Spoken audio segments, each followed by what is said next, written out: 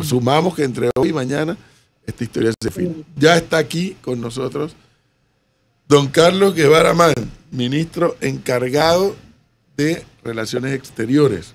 Y lo hemos querido invitar, y lo que voy a decir no es ninguna lisonja, pero creo que muchos estamos coincidiendo en esa opinión. En tan solo 17 días que lleva la administración del presidente Mulino, hemos visto que pareciera, o así lo interpretamos algunos, que pareciera que hay una política exterior no solamente diseñada, sino que ha comenzado a funcionar y que ha comenzado a expresarse. El canciller titular lo escuchamos en España, reunido con diversos dirigentes en materia de política exterior española, diciendo no vamos a aceptar que nos estén metiendo en listas de ningún color. El canciller encargado, nuestro invitado hoy, Carlos Guevara Mann, asiste a un aniversario más, el 14 de julio en la Embajada de Francia, y allí, en representación del gobierno panameño, dice, me dio mucha pena no poder ir, un contratiempo que tuve en mi casa, pues estaba invitado.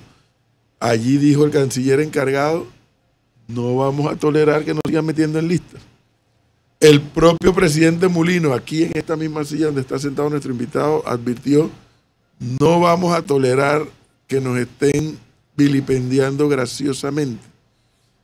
Y algunos, pues, comenzamos a observar que parece que, bueno, sí, no solamente hay una estrategia y hay una política a seguir, sino que en 17 días pareciera que ya se está ejecutando. Don Carlos Guevara Mann, buenos días. Muy buenos días. Bienvenido. Muy buenos días. Gracias por la invitación. Encantado de estar aquí con ustedes esta mañana.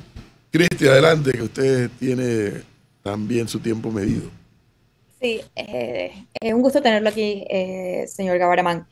Entrando directamente al tema de Francia y las listas grises, cada vez que uno habla acá en Europa y habla afuera sobre el tema de Panamá, la respuesta muchas veces no es viable para ningún gobierno políticamente, en las políticas internas de los países, sobre todo en Francia, hablar de que va a sacar a Panamá de la lista gris. No hay ningún incentivo político interno para los gobiernos y sobre todo viendo el desastre político que hay en Francia en este momento, donde no hay gobierno, con un Macron que además se le ve, entre comillas, como el presidente de los ricos en Francia. No hay mucho incentivo para querer tocar este tema de Panamá. Incluso políticamente sería costoso para muchos políticos internos. ¿Qué podría o qué puede hacer Panamá frente a esta realidad?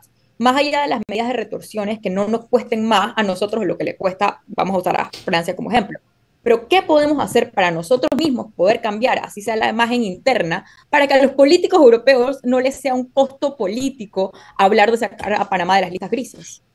Bueno, en primera instancia lo que se puede hacer es protestar, que es lo que hemos venido haciendo, y señalar e indicar que es absolutamente inaceptable para el gobierno nacional e inaceptable para el pueblo panameño que haya países y grupos de países, porque no solamente son países individualmente.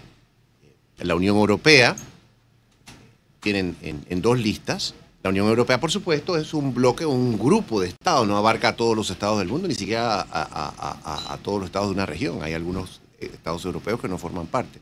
Entonces, en primer lugar, protestar y defender la dignidad nacional.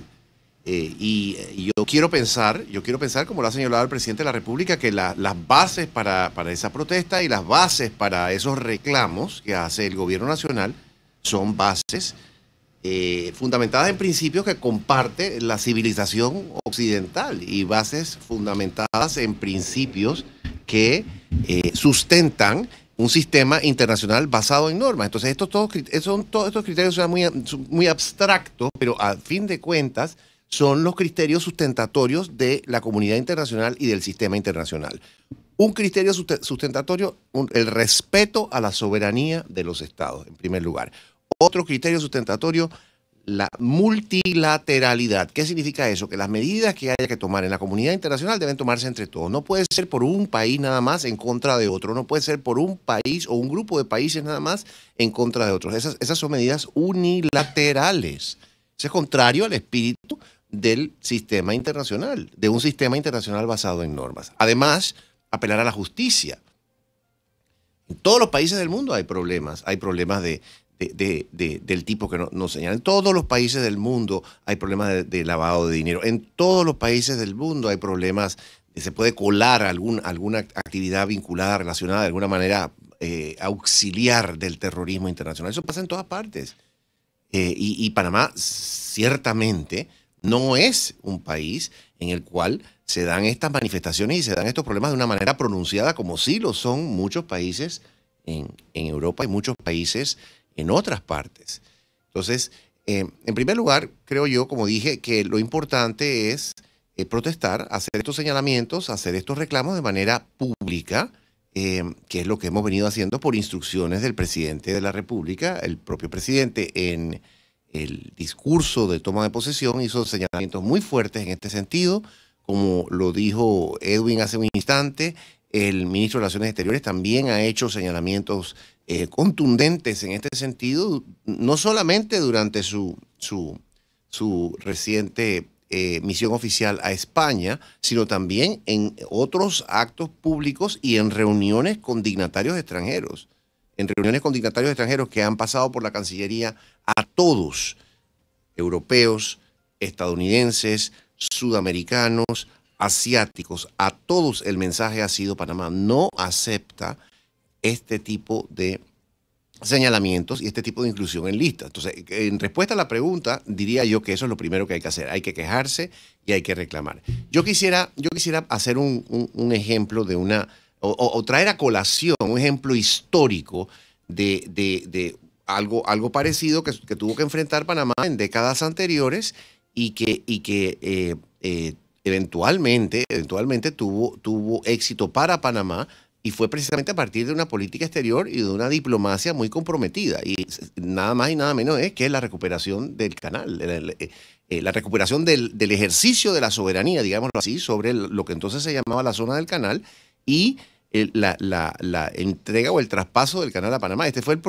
un proceso largo que se dio a partir precisamente de una lucha diplomática de Panamá, de un reclamo permanente de Panamá que comenzó de forma activa verdaderamente en la década de los 50.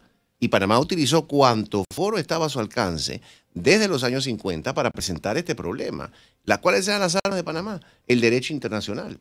Como digo yo, el derecho internacional es el arma de los países débiles. La apelación a la justicia es el arma de los países débiles. Entonces, todo esto puede sonar quizás muy abstracto, quizás puede sonar muy idealista, quizás puede sonar muy romántico, pero creo yo que es el punto de partida y hay que hacerlo de forma contundente como lo hemos venido haciendo. Otras medidas también, por supuesto, se pueden tomar y se pueden considerar, y sobre eso también podemos conversar, por supuesto. Yo nada más un segundo volviendo a mi pregunta original, y es, yo concuerdo con la comparación del canal, pero parte de lo que me parece a mí que pasa el problema de Panamá específicamente y no con otros países, es que al final los políticos en Europa, en Francia, se rigen a los votantes. Y lastimosamente, en el votante, no en la diplomacia, no en solamente la gente que está al tanto del derecho internacional, pero en los votantes, el nombre de Panamá se ha quedado marcado como ese nombre de paraíso fiscal. Por ende, al político que vive a sí mismo, como vemos los nuestros, de su propio interés y de su propio votante, hablar de sacar a Panamá de las listas grises le es más costoso porque es el nombre que su votante se acuerda. Entonces ya esto no es una cosa que no pasa por la diplomacia, sino pasa por la mente del votante común y corriente, que no está al día de esto. Y en países que tienen otros problemas, pagar ese precio políticamente no es algo que está en sus prioridades. Ya a nivel nosotros general, sino en la mente del ciudadano común, que es al que ese político se debe para querer cambiar algo, ¿qué podemos hacer? No creo yo francamente, no creo yo que el nombre de Panamá y la inclusión de Panamá en las listas está en el radar del votante común y corriente europeo, francés. Es muy probable que no sepan mucho acerca de Panamá, así que eso en primera instancia. La inclusión de Panamá en listas obedece a una política que es trazada desde los gobiernos y que es trazada desde la Unión Europea también, ¿no? Del gobierno, digamos, las estructuras gubernamentales de esa gran entidad que es la Unión Europea.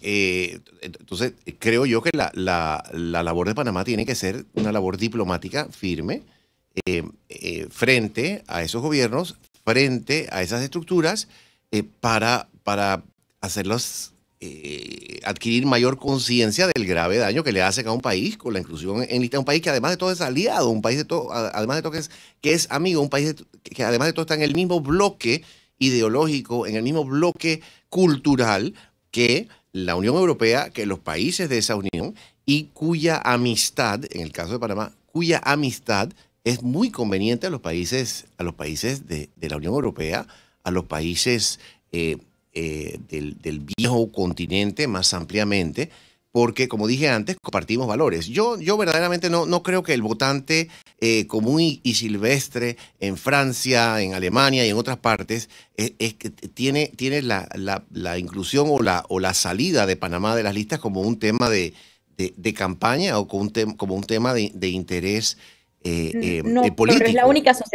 única asociación que tienen con Panamá. Y si un político saliera a decir, vamos a sacar de la lista gris a Panamá, es algo que sobre todo en el mundo que estamos hoy sonaría como un regalo efectivamente, sobre todo en Francia, con el tema de impuestos. Porque lastimosamente cuando uno habla de Panamá en Europa, casi siempre lo único que asocian, más que el canal, lo primero que salen a decir es las listas, es que es un paraíso fiscal. Es la única asociación, en gran parte es la asociación que tienen, lastimosamente.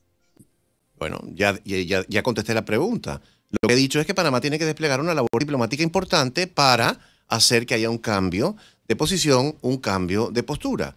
Esos cambios se dan a lo largo de los años, no siempre es la misma posición, no siempre hay la misma actitud, y eso es algo que se puede lograr y creo que estamos tomando los pasos correctos. O sea, Ministro, no termino de entender cuál es la insistencia en la pregunta. Estamos tratando de tomar los pasos correctos de forma tal que Panamá pueda ser percibida de una manera diferente como un país serio, un país responsable, un país que se atiene a sus compromisos internacionales y el planteamiento inicial se hace a los gobiernos porque así es como hay que hacerlo. En términos de la actitud de los votantes, también sabemos perfectamente que esa actitud ha cambiado recientemente en las elecciones que se han verificado en Europa y específicamente en Francia. Ha habido una expresión de preferencia por otros lineamientos políticos que quizás no son tan afines a estos sistemas de listas o la existencia de estas listas, y probablemente allí Panamá también tenga una oportunidad, pero a mí no me cabe la menor duda que la primera línea de defensa del país tiene que darse a través de su diplomacia frente a las estructuras gubernamentales de otros países, frente a los órganos de poder de otros países, para tratar de hacerles ver lo dañino, lo inconveniente que es para nuestras relaciones y para los intereses de ellos que Panamá siga incluida en estas listas. ministro encargado, yo tuve la oportunidad de hacer varias coberturas en la Unión Europea en torno al tema de Panamá y las listas. Y un detalle que surge siempre es, se designa un embajador o embajadora, va a Bruselas, que es la sede de la Unión Europea, y lo que queda es en conversaciones con los diferentes parlamentarios de la Unión Europea e integrantes de la comisión, que es donde se toman las decisiones. Pero lo que le responde a uno, los abogados y las personas en el lugar, es que no existe el lobby necesario, el equipo necesario para poder convencer y vender a Panamá y los logros que ha tenido Panamá para convencerlos que Panamá lo saquen de esas listas. Usted habló varias veces en esta entrevista de líneas de trabajo, de procesos de trabajo. ¿Cuáles van a ser los caminos que ya tiene definido o que están en camino dentro de la Cancillería? Bueno, en primer lugar me gustaría, Leonardo, hacer una precisión. A mí no me gusta la palabra lobby, por supuesto que es utilizada ampliamente en el ámbito político. No me gusta la idea del cabildeo porque me suena como que hay algún arreglo enredado o alguna situación que se da allí que es poco transparente. Eso en primera instancia. En segunda instancia, aquel concepto que verdaderamente está muy difundido, aquella expresión, digámoslo así, que está verdaderamente muy difundida de vender Panamá, me parece verdaderamente, digamos que me estremece, ¿no? Me estremece y de una manera negativa. Yo no hablaría y no me expresaría en esos términos. Yo diría que hace falta ejercer una diplomacia. Ese es el término que me parece que es correcto. La diplomacia, que es un arte, una práctica. Algunos dirían incluso que es una ciencia. Yo no la caracterizaría así, pero ciertamente un arte, una práctica milenaria. Y eso es en lo que nos tenemos que enfocar. Parte de la diplomacia es lo que hemos hecho. esos planteamientos que se hacen en un día nacional, exigiendo un respeto por el país. Eso es diplomacia. Las conversaciones que se tienen en privado, los planteamientos que se hacen públicamente, todo eso forma parte de una diplomacia y de una estrategia diplomática. Lo que ha señalado Leonardo me parece que es muy válido y muy cierto. Sobre todo en el pasado reciente, digámoslo así, pero ya hace varias décadas el personal que representa a Panamá en el extranjero no es el más calificado. Y yo creo que eso es algo que hay que admitir y hay que decirlo. El presidente de la República se ha preocupado mucho y ha insistido mucho en que es importante tener buenos representantes del país en el extranjero. El presidente de la República ha dicho, porque hay que recordar esto y es un detalle muy importante, la política exterior del país es una responsabilidad, es una de las funciones, dirigir la política exterior del país es una función del presidente de la República, de acuerdo con la Constitución. Es él el jefe de esa sección, digámoslo así, o de ese ámbito del Estado panameño. Entonces, el presidente de la República dirige la política exterior con la participación del ministro respectivo, es lo que dice la Constitución. Entonces, por eso hago tanto énfasis en el presidente, porque es él, en última instancia, quien determina y dirige la política exterior del país. En ese sentido, el presidente ha repetido en varias ocasiones que es fundamental e importante tener representantes idóneos. Y eso conecta directamente con el planteamiento que hiciste hace un instante. Representantes idóneos que, a ver, decir que dejen en alto el nombre de Panamá suena a un lugar común, pero verdaderamente es lo que hay que hacer. O sea, tiene que haber gente calificada, gente decente, gente que no vaya a mancillar el nombre del país, que es algo que ha pasado muchas veces. Y además de eso, gente que sea operativa, como bien lo apuntas también, y que pueda recurrir ante estas instancias gubernamentales que he señalado antes para ejercer esa diplomacia proactiva que contribuya a un mejoramiento de la imagen y de la reputación del país. Ministro, en el extranjero. El presidente aquí habló en la entrevista que tuvimos con él que no solo habría la figura de un embajador o embajadora en Bruselas, sino que se le sumaría otro representante del país, como una comisión, como un delegado para tratar el tema directamente de las listas. ¿Se sigue manejando este tema? Es una de las posibilidades que se contemplan. El presidente ha dicho en varias ocasiones que, a ver, Bruselas es la capital del Reino de Bélgica, entonces Panamá tiene relaciones diplomáticas con Bélgica y por supuesto hay una embajada ante el Reino de Bélgica. Normalmente lo que ha sucedido antes es que esa embajada ante el Reino de Bélgica, que está localizada en Bruselas, también atiende los asuntos atinentes a la Unión Europea. El presidente ha dicho que le interesa la posibilidad de que haya no solamente un embajador en Bélgica, sino que haya un embajador específicamente ante la Unión Europea. Como ellos tienen acá. Exactamente, es así, exactamente. Con quien, por cierto, me reúno el viernes, que ha pedido cita a la embajadora de la Unión Europea, así que me toca atenderla el viernes porque ellos tienen una representación como si fuera una relación bilateral. Bueno, como si fuera no, porque es una relación bilateral. Panamá tiene esa relación con la Unión Europea. Y el presidente ha dicho, hay que buscar un buen embajador para la Unión Europea, precisamente por estos retos que ustedes plantean aquí, por estos desafíos que ustedes señalan. Es importante que sea una persona idónea, calificada, que haga un trabajo quizás de filigrana, Leonardo, un trabajo de filigrana, pero muy proactivo en defensa de los intereses nacionales. Don Carlos, yo me quiero salir un poco de Francia y irnos hacia el sur del continente porque hay algo que se ha mirado el presidente y es a Sudamérica. Sí. En 14 días son las elecciones en Venezuela. Sí. Usted, por lo que he escuchado, es fiel creyente del multilateralismo. Sí. Incluso, hace minutos dijo, no cree en las imposiciones de un país a otro. Habló de soberanía. Le pregunto, desde su visión, ¿está de acuerdo o está en contra de las sanciones impuestas por Estados Unidos a Venezuela? Hablo desde mi... O sea, si me fuese a preguntar sobre mi posición personal, pudiese dar una respuesta que quizás no coincida con la respuesta que tendría que dar en representación del Estado panameño, que es mi función en este momento. Panamá rechaza las imposiciones, como lo he dicho antes, y esas medidas unilaterales. Y las sanciones pueden calificar, o califican, no es que pueden calificar, califican dentro de este esquema, un esquema unilateral, en tanto son impuestas por un Estado. Ahora, también hay que señalar, y esto es un caso, a ver, esta es una respuesta teórica también.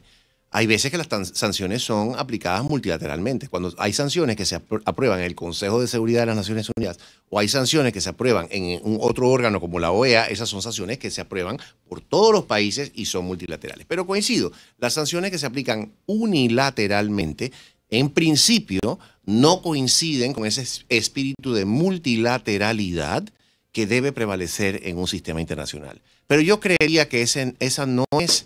Yo creería que ese no es el punto fundamental o la cuestión fundamental en este caso. La cuestión fundamental en esta situación que usted trae a colación es la soberanía popular. Esa es la cuestión fundamental.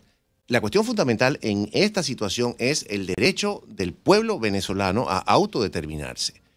Entonces, las imposiciones, sanciones que traigan o que impongan otros estados, algo que evidentemente hay que evaluar, hay que justipreciar, pero lo fundamental aquí es que el pueblo venezolano tenga el derecho y tenga la facultad de autodeterminarse. Y eso es lo que ha dicho también el presidente de la República en esa entrevista que hizo a Oppenheimer. Y quedándonos en el sur, yo sí quisiera preguntarle, porque hay quienes no se cuestionan, sino tal vez le genera duda el hecho de mirar hacia el sur y no quedarse en Centroamérica, como usualmente hacía Panamá. Sí. ¿Qué tiene el Mercosur, que es muy diferente al sur del continente? Porque, por ejemplo, podemos hablar de la Alianza del Pacífico, que también está integrada por México, pero ¿qué tiene el Mercosur que atrae tanto al presidente que no tenga Centroamérica como coalición? Bueno, no es que no haya oportunidades en otros bloques. Panamá forma actualmente parte del SICA. El SICA es un bloque de los estados centroamericanos con la República Dominicana. Ahora mismo, lamentablemente, no sé si lo sabe, pero SICA está en un estado de... tengo que buscar las palabras correctas para... Ahora como gran parte del multilateralismo, ya sabemos cómo está. Tengo que buscar... No, es que es importante saberlo. Está bloqueado ahora mismo, porque no hay un secretario general. SICA está inoperante, no funciona. Esa es la situación actual de SICA y es un asunto que hay que resolver entre los países que forman parte de ese bloque. O sea, no es multilateralismo en general, es que el secretario general renunció, el gobierno de Nicaragua, a quien corresponde la Secretaría pro tempore, propuso otro secretario y ese secretario no es aceptable por el resto de los países. Entonces está en una situación de parálisis. Claro. ¿Verdad? O sea, Claro. eso es importante tomarlo a colación, Claro. o tomarlo en consideración en respuesta a su pregunta. Con el Mercosur, yo sí quisiera destacar que el acercamiento no es nuevo. Ese acercamiento se inició hace unos 30 años. Ese acercamiento comenzó durante el gobierno de Ernesto Pérez Valladares. Ahí se hicieron los primeros contactos con el Mercosur.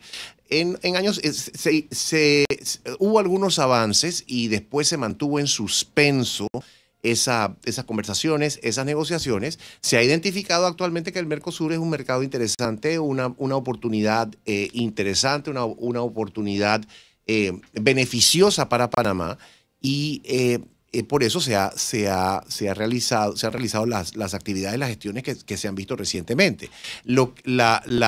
La instrucción que tenemos, y por supuesto que esta instrucción recae principalmente en el Ministerio de Comercio, pero el Ministerio de Relaciones Exteriores como organismo a través del cual se manejan las relaciones exteriores de Panamá, tiene un papel coadyuvante en esto, y la instrucción que tenemos es de seguir la exploración y la conversación en aras de conseguir ya sea una afiliación como Estado asociado o un otro tipo de arreglo, ya sea un TLC, que es lo que se propuso inicialmente, un TLC, un Tratado de Libre Comercio con ese bloque. Estamos todavía en una etapa incipiente, pero las exploraciones están llevándose a cabo y la respuesta básica es porque se ha identificado que ese bloque es un bloque interesante. Si quiere que le hable de otros bloques, también le puedo hablar. No, le pregunto, ¿por qué priorizar Mercosur y no la Alianza del Pacífico? Porque Colombia nos tiene bloqueados en la Alianza del Pacífico. ¿Ah? Sí. ¿Cómo se- ya, no, ya va. A ver, lo que acaba de decir es muy importante. Sí. ¿Cómo así que Colombia tiene a Panamá bloqueado en la alianza? Porque hay que lograr un tratado de libre comercio que no se puede lograr mientras haya algunos reclamos mientras persistan algunos reclamos comerciales. Y ha sido difícil para mí. Esto no es algo que ha sucedido que data ahora. de años. A data de Data años. de años. Entonces, o sea, estas no son cosas que se hablan a la ligera, o sea, son explicaciones y son exploraciones que se hacen con un poco más de profundidad. ¿Por qué no SICA? Lamentablemente, nosotros no quisiéramos que pasara eso. Porque SICA fue verdaderamente, yo creo que Edwin se acuerda de eso, en el tiempo del presidente Endara, esa integración con Centroamérica fue un factor que ayudó muchísimo, ese acercamiento a Centroamérica fue un factor que ayudó muchísimo a que Panamá recuperara su posición internacional. Entonces a nosotros nos interesa también, por supuesto, estar bien en SICA, pero si está en un estado de catalepsia ahora, no causado por nosotros, sino por las circunstancias que señalé, entonces hay que buscar por dónde seguir. En el caso de la Alianza del Pacífico, Panamá hace años quiere entrar, pero tenemos esta situación causada principalmente por la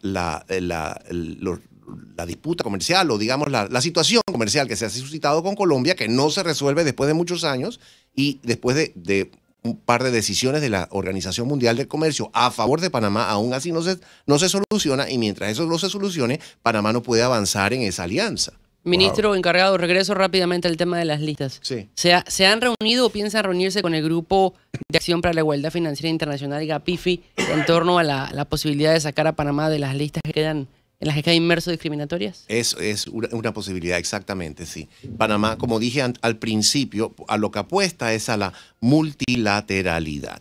Ese es el principio fundamental. Y a partir de ese principio lo que se busca es encontrar medidas, diseñar medidas, encontrar políticas, diseñar políticas que sean justas y que sean razonables para todos los países, para todos los estados, en aras de los bienes a los que aspira la humanidad. O sea, no una imposición de un bloque sobre otros países, sobre todos los países más débiles, porque si nos ponemos a ver quiénes son los que están en esas listas, muchos de esos países son países que verdaderamente no tienen manera de enfrentar a los grandes bloques. Dos temas finales, ministro.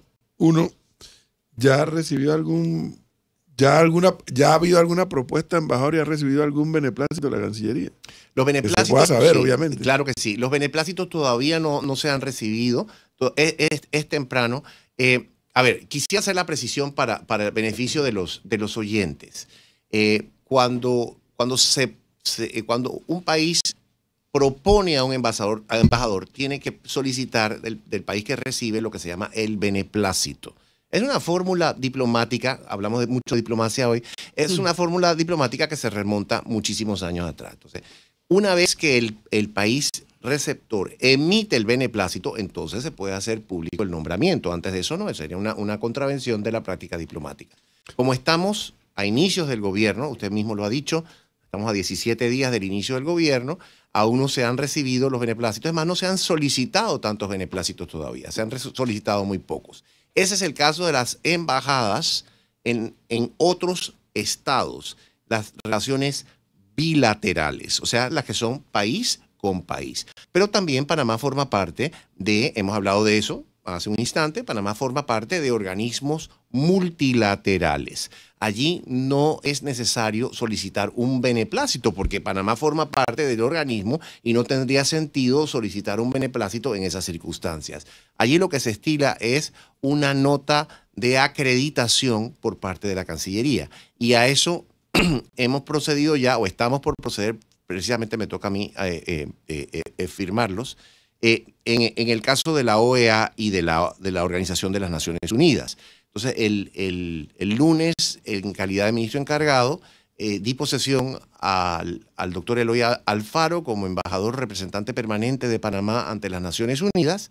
Di posesión al licenciado Ricardo Moscoso como embajador representante permanente adjunto ante la Organización de las Naciones Unidas y di posesión a la licenciada Ana Irene Delgado como embajadora representante permanente ante la Organización de los Estados americanos. Entonces, esos 3 funcionarios sí pueden asumir sus funciones inmediatamente tan pronto terminen sus arreglos. En el caso de los embajadores ante otros estados, como dije antes, el proceso es un poquito más demorado por las prácticas diplomáticas que se aplican a esos casos. Y finalmente, aunque Leonardo aquí nos hizo el recuento, que estuvo en un conversatorio que usted dio con el tema de la ruta colonial, que aquí varios oyentes me están pidiendo que por favor se le haga la pregunta. Con mucho gusto. Si nos la puede repetir, qué fue lo que pasó, o lo que está pasando, o lo que va a pasar. Claro que sí, con la ruta colonial. Con mucho gusto, todas las veces que sea necesario, porque personajes vinculados al gobierno anterior lamentablemente se han dado la tarea de desinformar y eso es muy inconveniente. El gobierno nacional presentó en enero de 2024 una propuesta de inscripción en la lista del Patrimonio Mundial denominada la Ruta Colonial Transísmica. La propuesta que presentó es una propuesta incompleta, una propuesta que tenía 8 omisiones identificadas por el organismo técnico que es el Comité de Patrimonio Mundial. Cuando el Comité de Patrimonio Mundial hizo su evaluación, que por cierto, por mandato de la UNESCO, la hace un organismo de la sociedad civil llamado ICOMOS, la evaluación técnica de las propuestas que se presentan ante el Comité de Patrimonio Mundial las hace este organismo que se llama ICOMOS. El dictamen o la evaluación indicó que la propuesta de Panamá tenía 8 omisiones, 8 faltas, 8 asuntos que era necesario subsanar antes de incluirse en la lista del patrimonio mundial. La gente no se ha enfocado en eso, el público no se ha enfocado en eso porque la campaña de desinformación ha sido fuerte. Aparentemente, como le comentaba yo a Leonardo, hay intereses que yo no termino de identificar detrás de esto, que han contribuido a esta desinformación. Pero yo creo que es importante señalar que la recomendación específica, la recomendación técnica del Comité de Patrimonio Mundial es, y cito textualmente, referir de vuelta el expediente al Estado parte, o sea, Panamá, para que Panamá atienda 8 recomendaciones.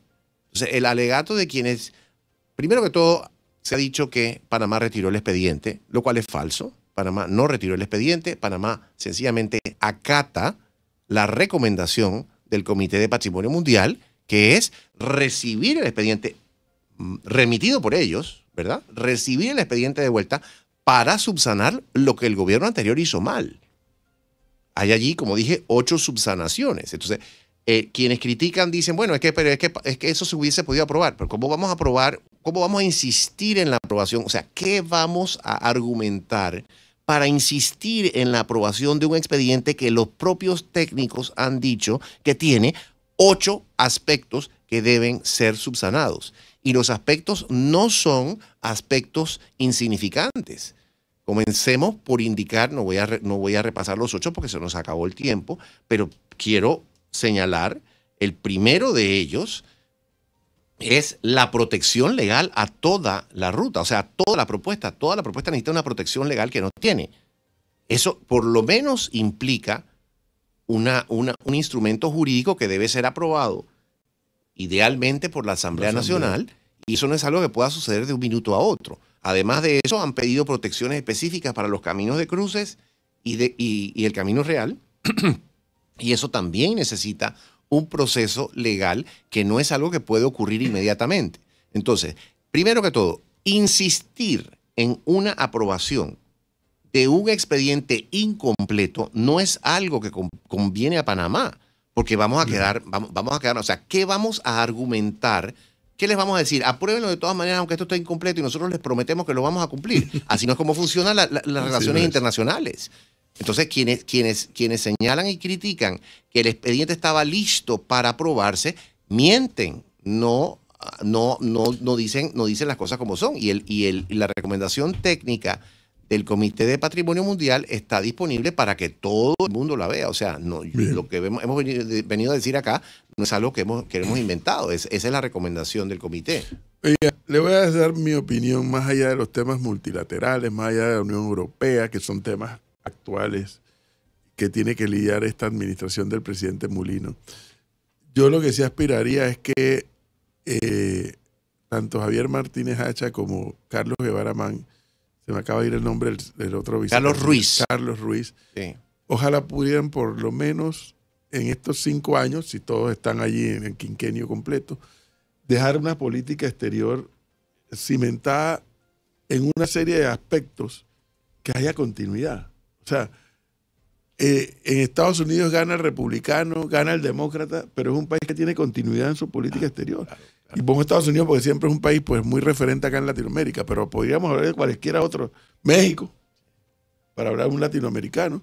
O sea, Panamá necesita tener una política exterior que sea casi que invariable. Que cambia el ministro, y está bien, cambia, pero la política debe ser la misma.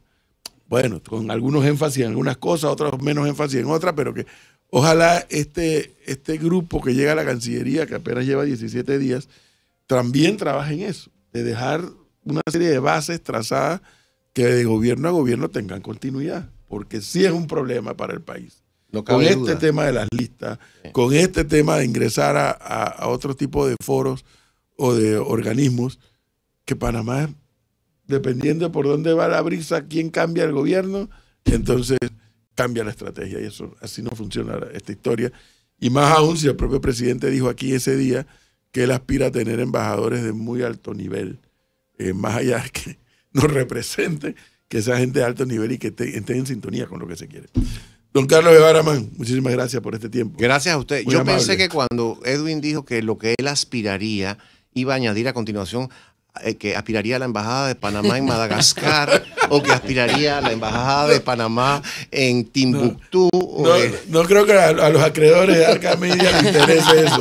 Les interesa escuchar eso, lo dudo mucho. Pero siempre es un placer estar con ustedes, compartir y sobre todo tener estas conversaciones sobre asuntos que quizás no se hablan cotidianamente, pero que son relevantes para el devenir del país. Muchísimas gracias por la invitación. Gracias, muy usted. amable.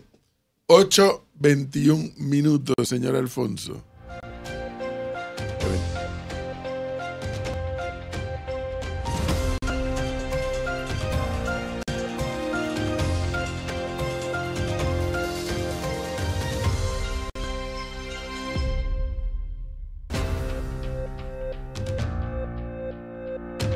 Estás escuchando Panamá en directo. Pronto